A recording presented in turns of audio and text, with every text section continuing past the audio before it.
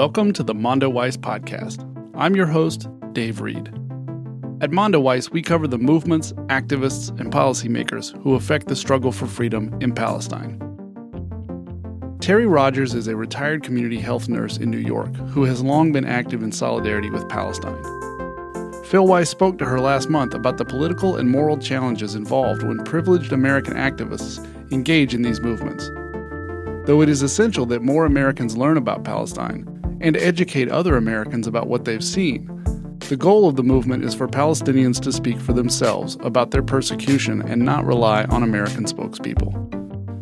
Terry has been a financial supporter of Mondo Weiss, and if you enjoy this podcast, please join her by visiting mondoweiss.net/donate.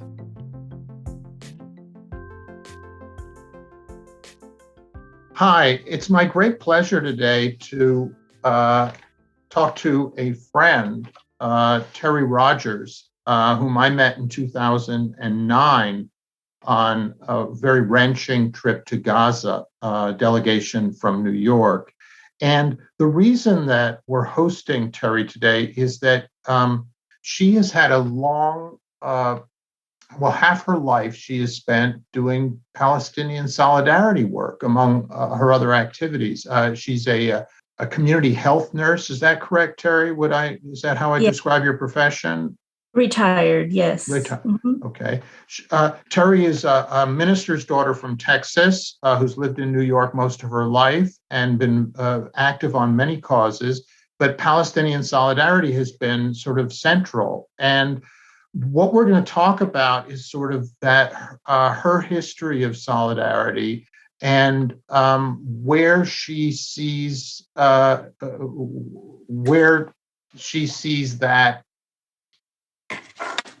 for her now, because Palestine has really been her second home, as I understand it. She's made 10 trips there. She lived in Nablus for almost a year, I think, and worked as a nurse in Nablus, and considers Palestine a second home. And Terry's in her 70s. I'm in my 60s. One of the privileges of reaching our ripe age is that we get to offer our wisdom. And I actually really think that Terry has a lot of wisdom.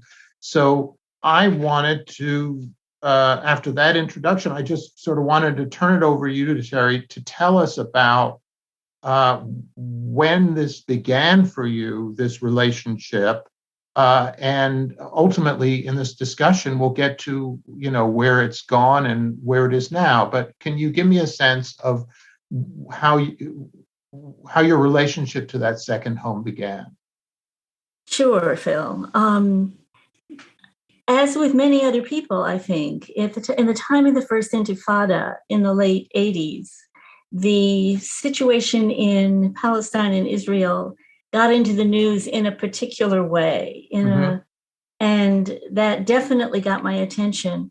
Around that time, I had read a book, which I think was by Thomas Cahill, called A History of the Jews. And in the last part of that book, it was the first time that I read or heard anybody really explaining in the sort of historical arc from the time that Zionism began in Europe to the time that the book was written. And I got the feeling that the author was, unsurprisingly, pretty sympathetic to this story and to the establishment of the State of Israel. And yet, even from someone as sympathetic as he was, it was really surprising and really distressing to me to see, and to have an understanding of the story that I didn't have before. And wait, to be clear, you were gaining something from that book that you weren't getting from the headlines and the news coverage. Is that correct? Very, very much. Very, very much. The headlines in the news was like as if it was we're just telling you what's happening today, and there's no sense of the other, or I wasn't getting a sense of the historical background at all.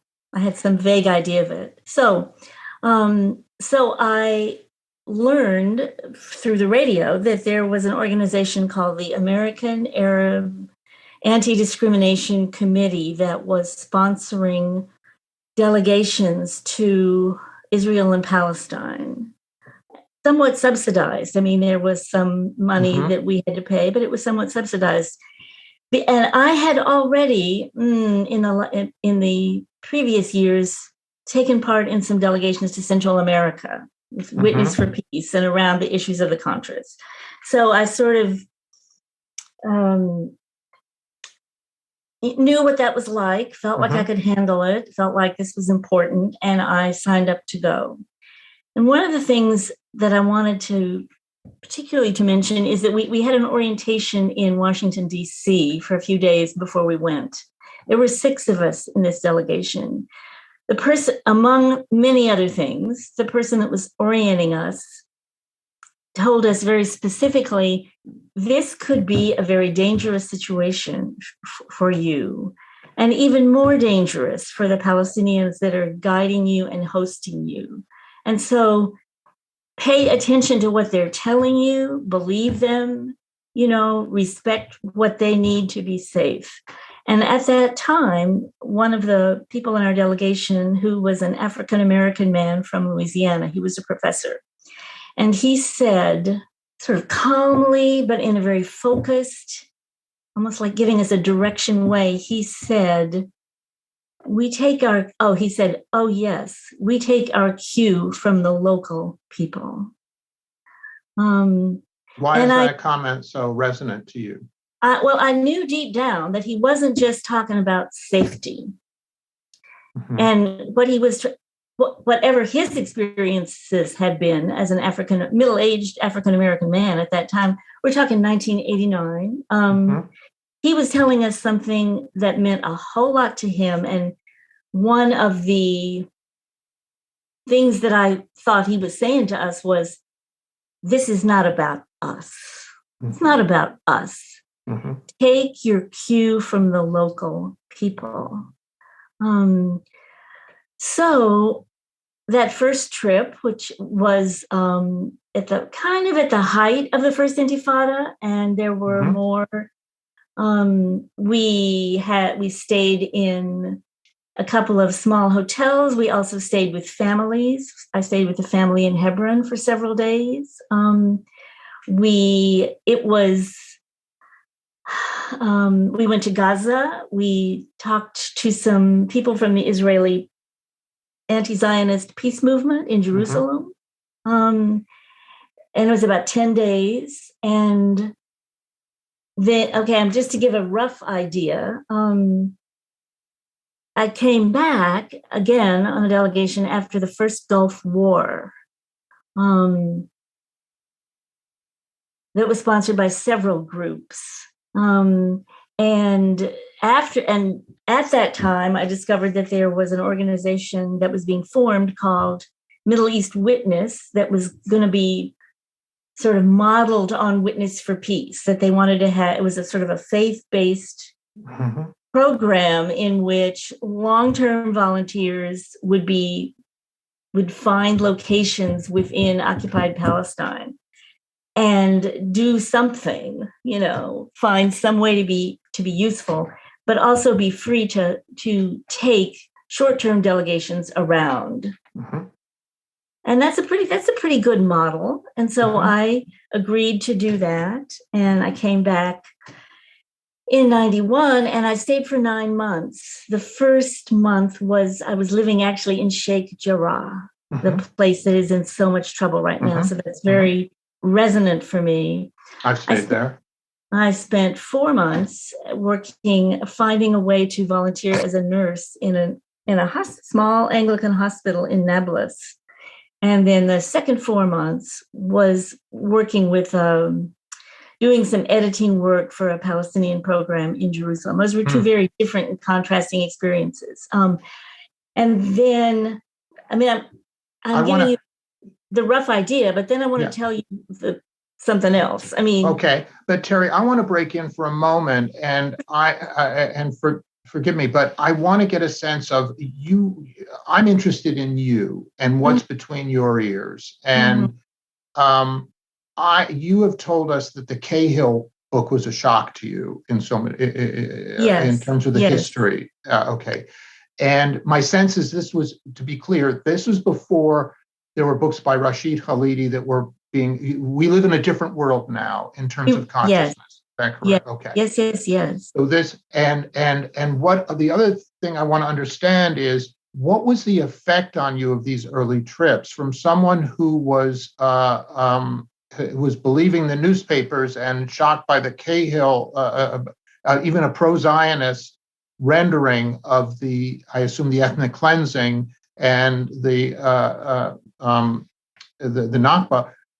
What was the effect on you personally of your consciousness? Were the scales falling from your eye? I want to get a sense of what it was for someone at that stage who had a big conscience and a big heart.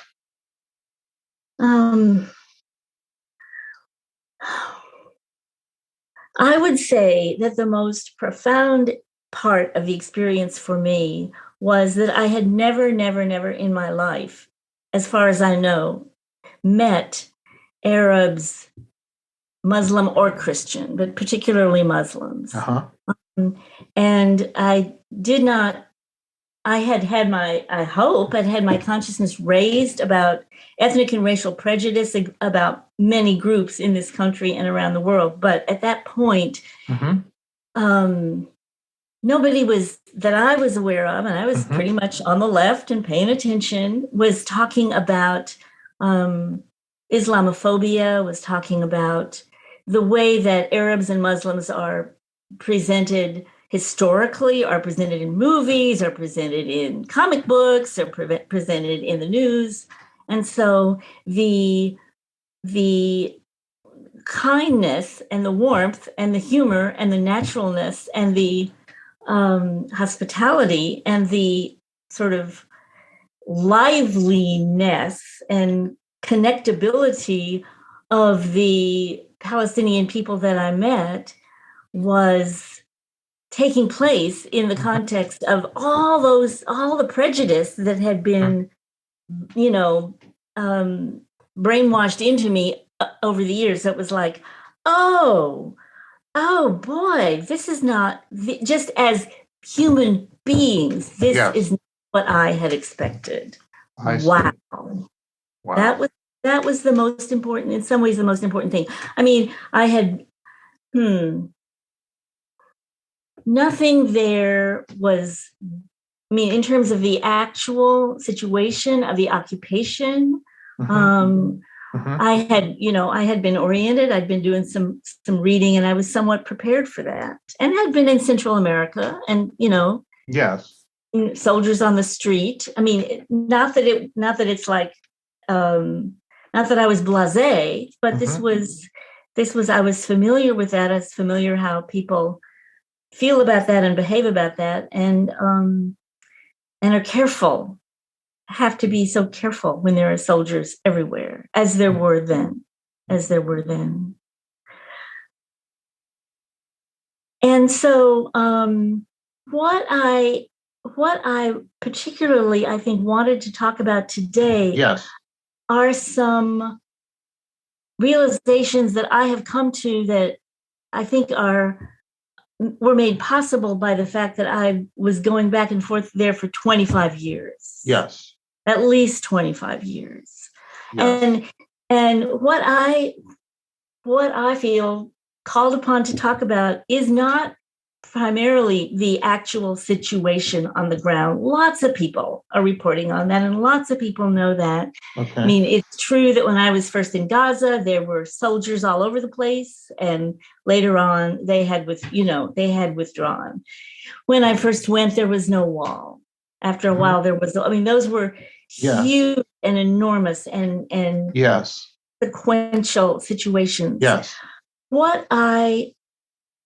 Let me begin by telling a few stories that I think I want to illustrate. Sure, please. Okay. The second time that I was there, our group went to Gaza. Yes. And met with a doctor who was showing us through the hospital. He had a button in English on his coat that said, "Trauma is everybody's business."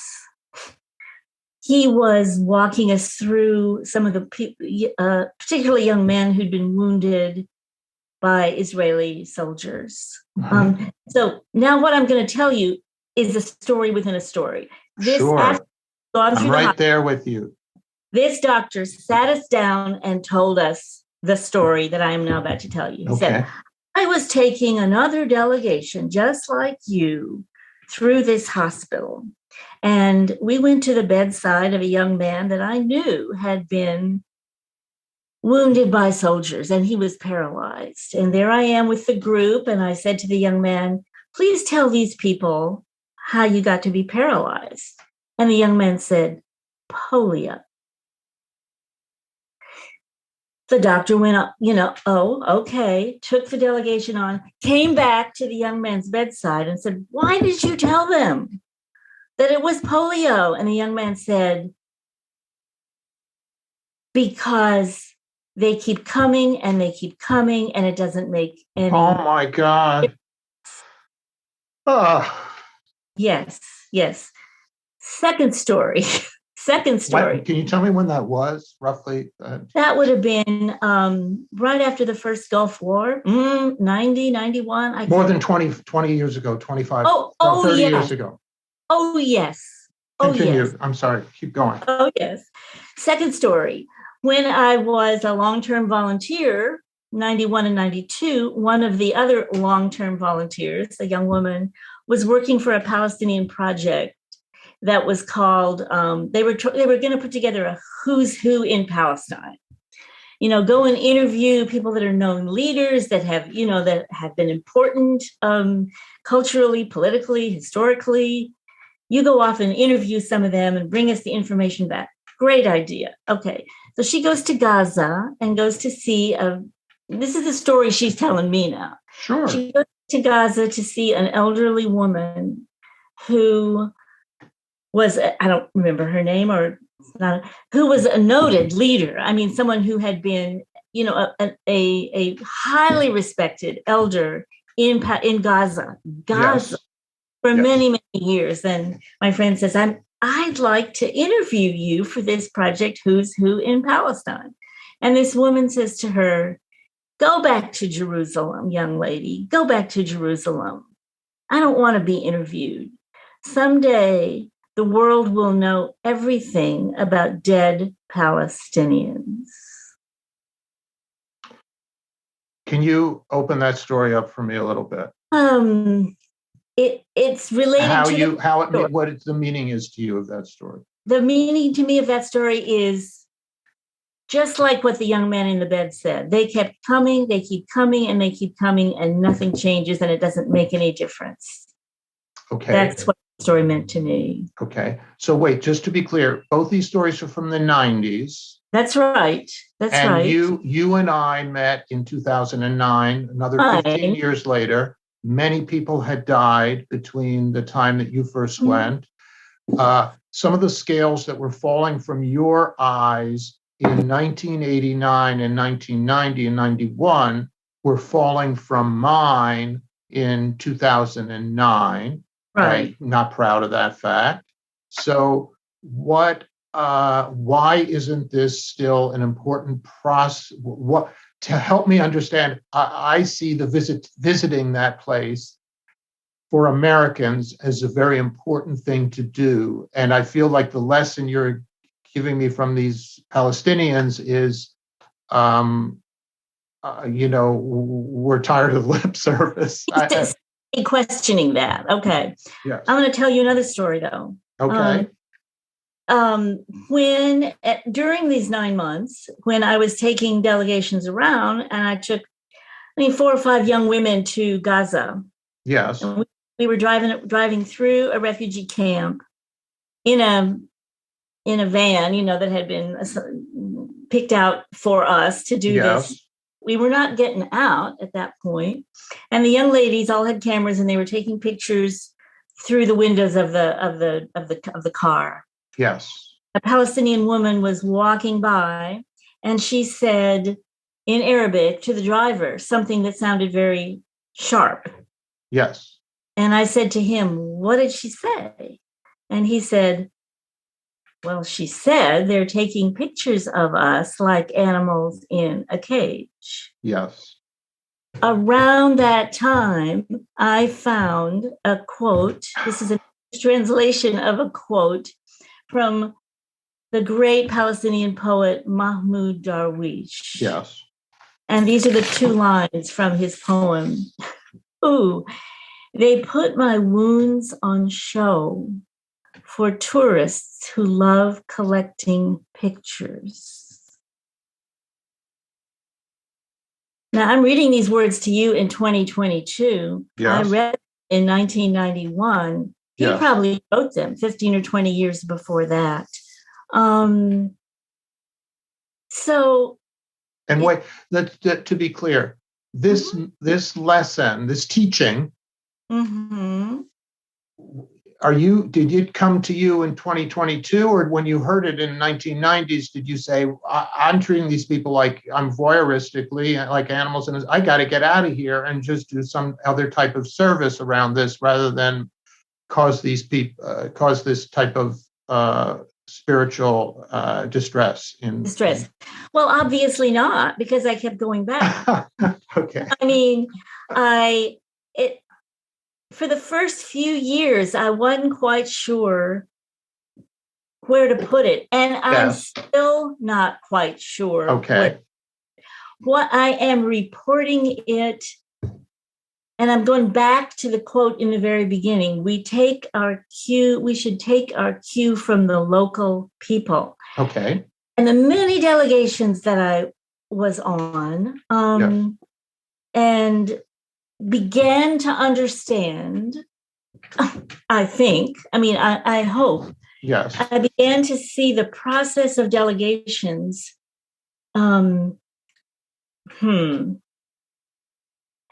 so much, it's not that not so much critically, but certainly in a wider context. I hope that I'm going to put it, when there's a situation of injustice and inequality that we're trying to remedy, that we're trying to improve, the tools that we have to work with are part of that same system.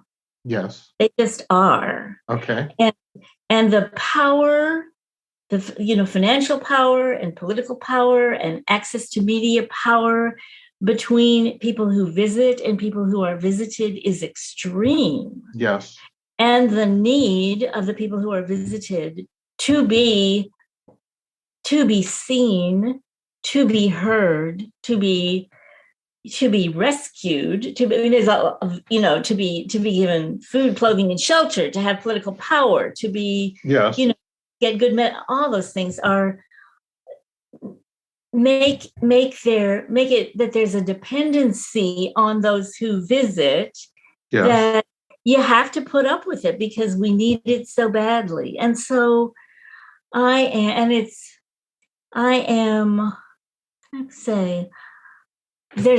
believe that there are better and worse ways to do it. Yes. And it's the people who are visited that need to tell us this, that need to help us see ways that are insensitive, ways that are that can appear, even if they're not exploitative. Do you know? Because as I lived there and as I kept visiting there, it became somewhat easier for me to imagine what's it like to be one of the visited. What are they seeing? They're seeing people who either have money themselves, or who have access to money, who have access to a lot of expensive stuff, it seems, that we'd like to have, where we live. They have passports. They can go right through the checkpoints. They can go anywhere. They are the same people that, they come from the country that is supporting the situation that's causing us the pain and the misery that we're in. And then they're sticking out a microphone and saying, how does it feel? Tell me about it. So I'm trying to speak for and let people think about, check oneself, think about it. How would you feel? Ask yourself the question, how would you feel if you were them? This didn't just start with your delegation. You're not the first. Okay, I want to break in on you for a second, Terry, and because I feel like these are great formulations, and they're toward the end of our discussion more than, and I want to stay in the middle for a moment and ask you a couple of questions. Sure. Two provocative questions about the value, the potential value. I can just tell you that I'm not disagreeing with anything you said. One of my memories of going to Gaza, that the only time I've been there, when I was there with you, was this sense of just this kind of raw hunger to be heard, and I'm not speaking about the ways that I was implicated in that same system. Obviously I am, but that there was just this kind of, these people had been this inhumane situation, this siege, which continues to this day, of a Warsaw ghetto, of ghettoization of people behind a brick wall. And so these visitors come in, and there was a feeling that, and obviously there's an egoistic element on my part here, but just tell our story, please tell our story.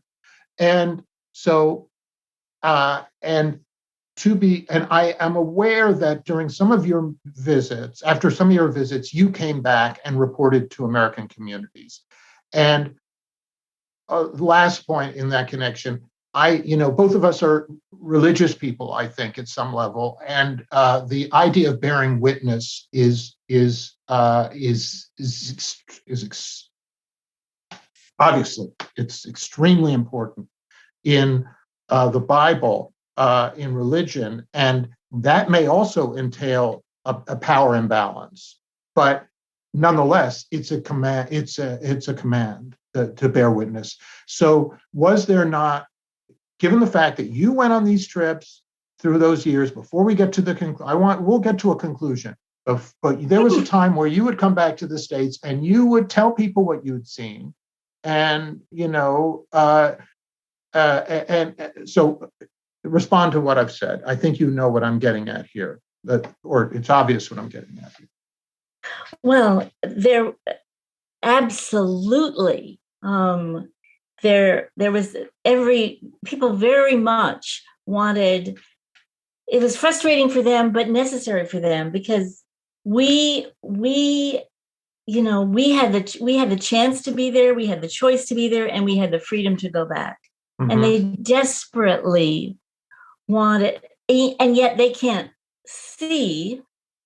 They don't know that this person who's sitting there having tea with them, we just say goodbye, trust me, I'm going to do it. And they can't see. I mean, they have to just trust and believe. Yes.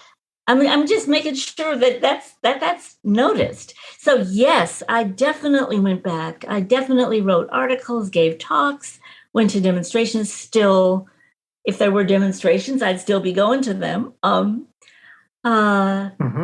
and with some trepidation, I'm actually giving this talk, because this is part of, I really have thought about this. Participating in this podcast, I really have thought about that. What do I have to say? Yes. Again, I am trying to speak for other people. Yes. Very, very much. And this is just a little piece of it. There's so much more. I mean, when I say what I am focusing on today is only a piece of the big, yes, terrible picture. It's the piece that I felt called to talk about. But Terry, again, I'm jumping in on you, but do you think that? So you're saying that even now there's a presumption. You and I are. It's a presumption, because we are presuming to speak for others even now. But one of the things I take from what you're saying, or that I would, is that there are periods of a struggle. And the period that you entered this struggle is one in which this Cahill book, which was Zionist, was a form of information to you. And today we're at a period where Palestinians have a permission to narrate that they did not have in that Yes. period. Okay. Yes. And so there has been great progress discursively over those 30 years. And I think some of that has been the Palestinian solidarity movement in the West, of which you and I are members, can take some credit for some of that shift, right? Absolutely. Okay. Absolutely. And so what we are discussing right now is what is the value now, or what is the place now? In a sense, I feel like you and I, what is the place of privileged white Westerners in this discourse? Is that a fair reading of what you've said to me? Hmm.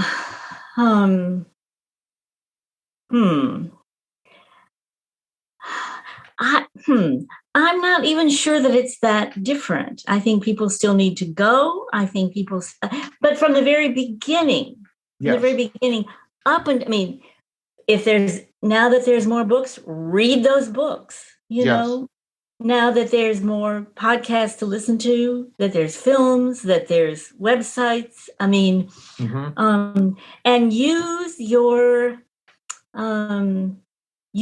power and your freedom and your contacts to make the Palestinian, to find ways that those Palestinian voices get heard. But so that's a big place for us. This is a personal story too. You've been there many times. Can you talk about what your feeling is now about going back? And forgive me again, I'm imposing, a questioner sort of changes the course of, if your thoughts were headed somewhere else, you're such a thoughtful person. I feel, an obstacle, but I'm sorry, your question, where are you now in this? Are you going back? And is that what has changed? Is what we're discussing here the fact that you're not going back now? I don't have plans to go back. Yes. For one thing, I have a different understanding now of the environmental consequences of international travel. Yes. It's that's something to look at. Yes. I can afford to go back. It might be a better use of that money to sponsor somebody else who can't afford to go. Somebody who's been, somebody who's in a sort of a change maker role somewhere in the country. I'm not sure that I would be doing anything different in my activism if I go back. I just go,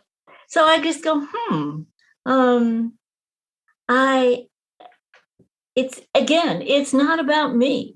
It's not about me. So that's my thinking about going back. When I started off, I didn't plan to do as many trips. Each trip presented its own purpose, whatever it was, and that I felt connected to it and called to it. And I'm not sure that a trip, as I've taken them before, would be it. But it would have to be. It would have to be specific to me and important. Something that I could accomplish there that I couldn't accomplish here. I haven't seen that yet. I understand. Yeah. But I very much would encourage other people to go. Yes. Terry, one of your interesting points that you once made to me was about the impact of the book Black Like Me was on Americans. And some of the people who are listening to this won't even know what that book is. But do you mind telling that koan that little piece of wisdom that you offered me? It really has resonated for me, and I'd like you to repeat it for listeners. Sure. As best as I can recall, Black Like Me was written in the 1950s by a man named John Howard Griffin. He's a friend of Thomas Merton's, actually. Wow, I didn't know that. Yes, and he got some medical advice, took some it took pills that would darken his skin. In fact, shortened his life. I mean, it turned out that he got pretty sick from that eventually. And he went through the South for some weeks, I think, passing as an African American in the 50s, and wrote a book about it, Black Like Me, as if to say to white people, racism is real. This is what has happened. This is how I got treated. These are the people the other African Americans that I met who talked to me honestly about X and Y and Z, and I saw from firsthand some of their situations. So it wasn't just him, but the people that he met. I thought about that book somewhere along the line, fairly early in my trips to Palestine, thinking that, at least at that time, I mean, at the time that I was thinking about it, it would be ridiculous. I mean, people should be here all along, should have been hearing, and now are ready to hear, or beginning to be more ready to hear from African Americans about racism in this country. And in the books that I was trying to read about the Middle East, a lot of them were not written by Arabs or Muslims or Palestinians themselves. They were books that other people were writing about them. And some of them, I mean, some of greater value than others. I'm not saying that those books shouldn't have been written, but I thought, this is many people are not ready to trust hearing from Arabs and Muslims themselves in the same way that was more true back about African Americans in the 50s. And just to be clear, this book, Black Like Me, which I read in the 1960s as a boy, became a huge bestseller, as I believe. And, after you told me the story, I said to my wife, do you remember Black Like Me? She said, yeah, we all read it. And she was in a very different culture in America than I was. And so this permeated broadly, and it was consciousness raising, right? Yeah. Okay. Yes. Okay. And yet today, that book would be laughed out of the park immediately. It would be completely inappropriate, presumption, all these other things. And it's a measure of your insight that you were thinking about this years ago in Palestine. Do you know, where are we at in that progress? Do you have any sense of where we're at in that progress of these narration issues when it comes to Palestine? The most, to me, exciting and wonderful yet example that I can give is finding in my own library recently, in the last couple of years.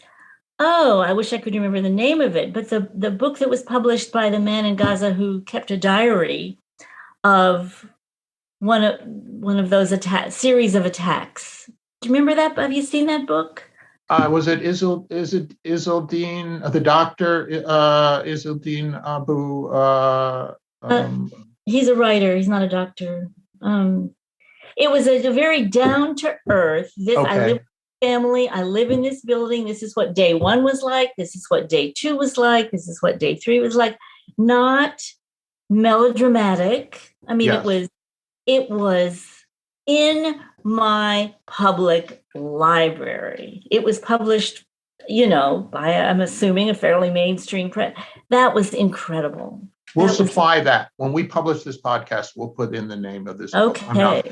And so when this was not long ago, it was a couple of years ago. Okay. Yeah.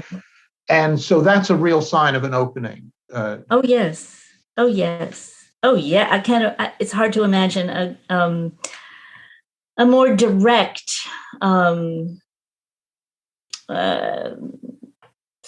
way of telling a story, more immediate and direct and personal voice. And I think it's also been exciting to see the way that Mohammed and Muna Al-Kurd from Sheikh Jarrah have been able to gain an audience in the United States. Yes. Oh, yes. Oh, yes. So Terry, we're winding up, and this has been a wonderful discussion. And I want to get toward sort of your takeaways, the moral of the story. I mean, the moral of the story has been very clear, and I appreciate all that. But I sort of want to wind up, and one question I had for you about this is, and it's where you want to wind up that means the most to me here. So if they're conclusory thoughts, I want to hear them from you. But I do want to ask you. I was at some event not long ago, and I was talking to another activist who said to me, he was very involved in queer rights and was a leader in that, and who said to me, I don't believe in progress narratives. And I said, and I was saying to her, I do, and I mean, that kind of native optimism, I don't know if it's religious on my part or faith, or I guess I bring it up to ask you, do you believe in progress narratives, and is there a religious component to a progress narrative? If I understand what you mean by a progress narrative, I don't think I do. Okay. But what that makes me think of is wanting to, and I did want to get this in somehow. Yeah, sure. Is a quote from the very first time I went from an Israeli activist named Michel Warshawski. Does that name mean yeah, you? Yeah. He is the husband Walking Toward an Open Grave, I think was his book. I have not been able to get hold of his books. He's the husband of Leah Zimmel. Okay. There was that beautiful movie about her recently. She's a Jewish Israeli lawyer who defends Palestinians. He's her husband. So he's been an activist for many, many, many years. So we got to go visit him on our first trip. He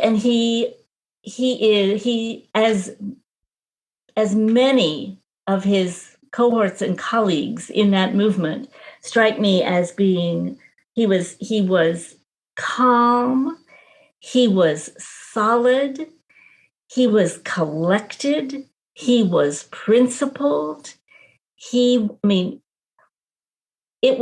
It was astounding, the sense of gravitas and yet calm and certainty that he had about his political position and the way he was describing and interpreting their work for us. And he said, we must resist the kind of world in which people do not know the difference between right and wrong. We must resist the kind of world in which people do not know the difference between right and wrong.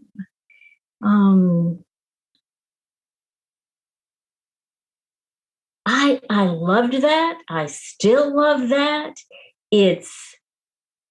This is the job. The outcome is uncertain. The outcome is we put it in the hands of God. The outcome is going to be surprising. I feel less and less interested in predicting the future.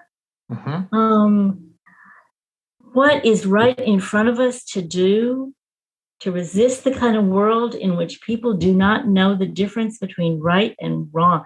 Tell the truth as you can see it.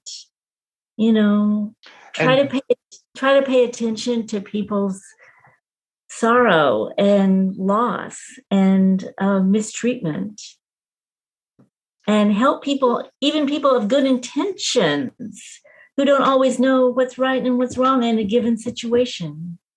Help them to see that.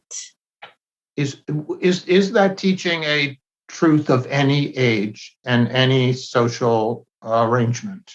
Absolutely. And any religious position, I would say. Absolutely. And your father, a minister or a priest, would he have endorsed that statement if he had heard it? Absolutely. Absolutely. Yeah. Well, that's a pretty great thought. Is there on which to end? But Terry, are there any other thoughts that you had? I mean, there's been a wonderful discussion. Just because I find it clarifying on a lot of. I mean, it doesn't.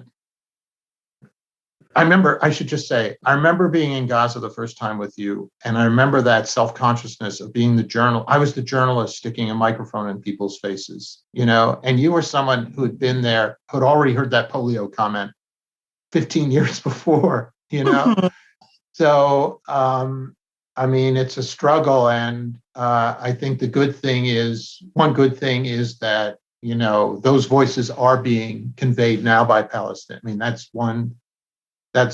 the hope I derive here. But I wonder if there's any last thought you have for our listeners who are on the edges of their seats. Well, I would want to say that preparing for this time and looking back in my journals and thinking and remembering, it's almost like being in a double exposure photograph.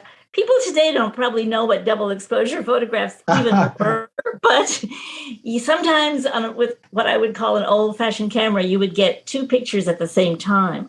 I don't know how that happened. Yes. I was vividly remembering and reliving things, and I'm just profoundly aware of what an honor and a privilege it was for me to spend the time there that I spent, that people, welcomed me, showed me respect, put up with the things I didn't know, the mistakes that I made. I got to stand at the bedside of women who were giving birth and help them with their breathing, and give them emotional support. And when the baby was born, they would just reach out and kiss my arm up and down. Oh my! Those were things I'll never forget. I feel many people would have loved to have done what I've done and didn't have the chance. So I am very grateful to the people that I knew, that I still remember so vividly, and the warmth and the acceptance and I appreciate the people that were chilly and off-putting, and I appreciate that honesty. No, I do. When I first got to that hospital after the Gulf War, and some of those people there looking at me like cross-up, really? Yes. I thought, thank you. Beautiful. You are being honest. You are sticking yourself here. Wow. So I want to say the words honor and privilege to have been part of these lives. Beautiful. And, Terry, I want you to take us out on one little story that you referred to, and you've told me before, and I just think it's a wonderful story. You were assigned to, as I understand it, when you went to live in Nablus for several months, you were assigned to an Anglican hospital, was it, in Nablus? Yes. And you showed up at this hospital, and you didn't speak a word of Arabic, is that correct? Or you did speak a little Arabic? I don't think the people in the hospital knew what I was there for. They may have assumed that I was there to give some great Western medical, help. Okay, so here you are. This is my picture of this. Here's this lovely. I think you're a lovely person. You're thoughtful. You're soft voice. You're showing up in this hospital, and you're poking around to see how you can be useful. And you're a nurse, so you know what's useful and what's not useful in a hospital. And you realize, the story you told me, what you arrived at, the way you could be useful. And if you could just tell that story and why it was a political, you also said, I said, well, was that a political act? Yeah. And you said, yes. So okay. So here I am in this small hospital, and, part of the purpose of being sort of embedded in the Palestinian community is not so much let's find something for that volunteer to do. Yeah, got to seem useful. Purpose is to live there. When they're under curfew, you're under curfew. You're eating what they're eating. When there's no hot water, you have no hot water. So I was looking around in this hospital. I'm not licensed there. I don't know the language. I don't know the protocols. I don't know the medication. What in the heck am I going to do? And I kind of visited for a few days, the medical, the surgical, and drifted into the labor and delivery room. And there were Palestinian midwives there who often had a student nurse working with them. And so I observed some births. There were apparently no provision was made for anybody with a family to come and be with, let alone a husband, but not most likely a mother or a sister. Nobody. They were stuck out in the hall. Here's the woman in the bed, in the last stages of labor, very uncomfortable. And I have never given birth. I'm not a midwife. I've read a little bit about it. I've studied something about it. And after a day or two, I went over to the woman. I mean, the midwives were making regular medical checks on her, but they were not at her side. They were in the room. I would go over to her. She was looking at me like, who the heck is this person? I had a white coat on, but so I learned how to say in Arabic, I'm a nurse from America. I'm here with you.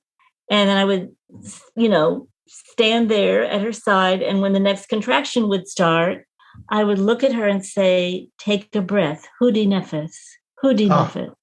And I would do deep breathing. She would, kind of start doing deep breathing. We would, a couple of minutes. Okay. Next contraction. Our eyes are locking much quicker. My hand is less tentative. It's on her shoulder. We are breathing together. Next contraction. She's grabbing me. We are locked. Beautiful. I'm putting a cold cloth on her head. I'm, stroking her. We don't need words. We don't. So I found something to do that wasn't being done, but it wasn't, I don't think that my doing it seemed to be a critique on anybody else. Oh, this is just this strange, okay, if that's what this American wants to do, okay. And yet I knew that it was worthwhile. And as I said, after the baby was born, and they would take the baby and they were cleaning it up and giving it a shot, and she'd be she was so happy to be with me. The birth of these Palestinian children, babies, I saw it in a political context because of the demographic issues, the demographic issues in the country. And there was such joy at the birth of these children, such a sense of, we're still here. We are growing. We want these babies to be healthy. We want them to live. And I loved feeling like I was part of that and helping that. Well, Terry, thank you so much. That was that's a great story. Okay. Great. Thank you. And I'll see you soon, I hope. Oh, my goodness. I'm glad that's over.